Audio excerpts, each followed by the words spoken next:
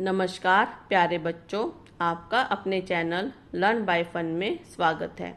आज की इस वीडियो में हम ज्ञान प्रवाह के पाठ नंबर 15 मेजर सोमनाथ शर्मा जी के बारे में पढ़ेंगे।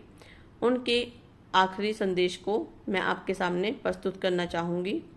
दुश्मन हमसे 50 गज दूर हैं, उनकी संख्या हमसे 7 गुनी है। हमारे ऊपर गोला बारूद की घनघोर बरसात हो रही है, पर हम पीछे नहीं हटेंगे। मैं 1 इंच भी पीछे नहीं हटूंगा। आखिरी वक्त तक, आखिरी गोली तक और आखिरी जवान तक लड़ता रहूंगा। ये उनके बहादुरी भरे शब्द हैं, जिनसे हमें पता चलता है कि वो अपने आखिरी श्वास तक किस तरह दुश्मनों से लड़ते रहे और हमारे भारत देश को विजय दिलाई। चलिए मैं आपको उनके जीवन के बारे में कुछ और जानकारी देना चाहूँगी। जैसे कि उनका जन्म 31 जनवरी 1923 को हिमाचल प्रदेश भारत में हुआ था। उनके पिता मिलिट्री ऑफिसर थे। उन्हें देशभक्ति की भावना विरासत में ही मिली थी। वे बचपन से श्रीमद् भागवत कथा से बहुत प्रेरित थे। 22 फरवरी 1942 को उन्हें मिलिट्री ऑफिसर बनाया गया। उनके बहादुरी व साहस का परिचय हमें बहुत सारी बातों से मिल सकता है। चलिए उनके बारे में पढ़ते हैं। रघुपति राघव राजा राम, पतित पावन सीताराम। घर में कीर्तन हो रहा है। सोमू की माँ यानी कि सोमनाथ शर्मा की माँ, 2 बहनें और एक छोटा भाई सब कीर्तन कर रहे हैं। 4 साल बाद सोमू इंडियन एकेडमी से ट्रेनिंग लेकर घर लौटा है। अब वह मेजर सोमनाथ शर्मा कहलाता है। पर यह क्या, उसकी बाई बाबा प्लस्तर चढ़ा हुआ है। ट्रेनिंग के समय चोट लगी, हड्डी टूटी। तभी 1947 में कश्मीर में लड़ाई छिड़ गई। पठान कबालियों ने हमला बोल दिया। पीछे पीछे पाकिस्तानी फौज भी आ गई। मोर्चे से मांग आई। भाव में चोट देखकर डॉक्टर ने सोमनाथ को जाने से मना कर दिया, पर सोमनाथ नहीं माना। अफसरों से जिद की, फिर घर आकर माँ से जाने की आज्ञा मांगी। माँ सोच में पड़ गई। बेटे ने अब पुराने वक्त की याद दिलाई। पुराने जमाने में ऐसे अवसर पर माँ बेटे को तिलक लगाती थी, देश की रक्षा के लिए भेजा करती थी। अंत में सोमनाथ कश्मीर के मोर्चे पर चला गया। 3 नवंबर 1947 की बात है। उस रात सर्दी कुछ ज़्यादा थी। बर्फीली हवा चल रही थी। श्रीनगर के दक्षिण पश्चिम में पाकिस्तानी लड़ाकों ने मोर्चा बनाया हुआ था। सिर्फ 15 किलोमीटर दूर बड़गांव घाटी थी, जहां कुमायूं रेजिमेंट की 4थी बटालियन के 100 सैनिक मोर्चा संभाले हुए थे। इधर दुश्मन के 700 फौजियों ने आक्रमण कर दिया।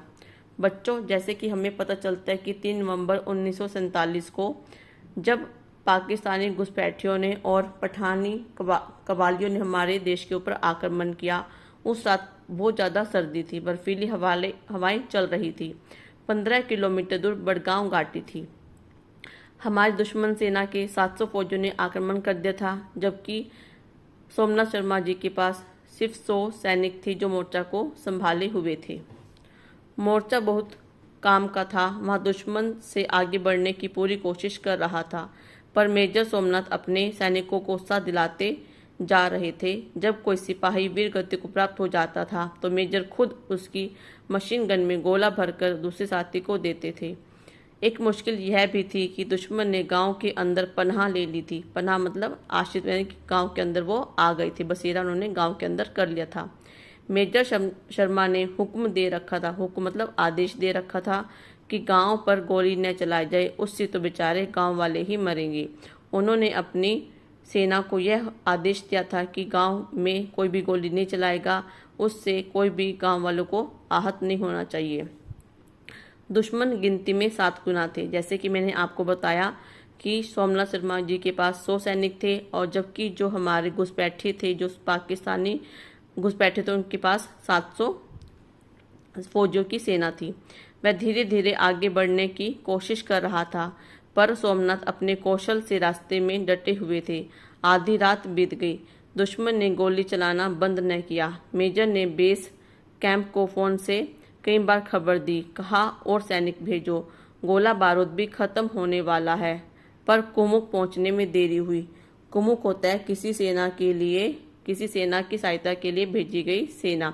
जैसे कि मैंने आपको बताया कि सोमनाथ जी के पास सैनिक कम थे और जबकि हमारे जो दुश्मन थे उनके पास 7 गुना फौज ज़्यादा थी, तो उन्होंने अपनी सहायता के लिए और सैनिकों की मांग की। मौसम खराब था, रास्ता पहाड़ी जंगली था। जैसे कि हम जानते हैं कि 3 नवंबर की रात जो बर्फीली रात थी, उस दिन मौसम बहुत खराब था और रास्ता बहुत पहाड़ी और जंगली था। और जो कुमुक है, कुमुक मतलब किसी सेना की सहायता के लिए भेजी गई सेना, उनको आने में देरी हो रही थी। मेजर शर्मा ने सदर मुकाम को आखिरी संदेश भेजा। दुश्मन हमसे 50 गज दूर है, उनकी संख्या हमसे 7 गुनी है। हमारे ऊपर गोला बारूद की घनघोर बरसात हो रही है, पर हम पीछे नहीं लौटेंगे। मैं 1 इंच भी पीछे नहीं हटूंगा। आखिरी वक्त तक, आखिरी गोली तक, आखिरी जवान तक लड़ता रहूंगा।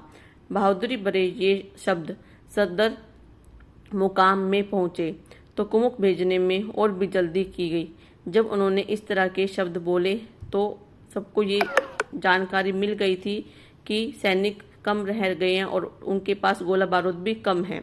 तो इसलिए उन्होंने ये शब्द बोले ताकि वो उन्हें बता सके कि अब जल्दी कीजिए, नहीं तो देर हो जाएगी। रात भर मेजर सोमनाथ शर्मा मोर्चा संभालते रहे। सुबह भारतीय फौज की सहायता पहुंची। जो कुमुक थी वो कब पहुंची? सुबह। मोर्चा तो जीता। सोमनाथ शर्मा अपनी जीवन की आखिरी श्वास तक लड़ते रहे और उन्होंने आखिरकार मोर्चे को जीत लिया, पर वह चला गया और आखिरकार उन्हें वीरगति मिल गई, वो शहीद हो गई।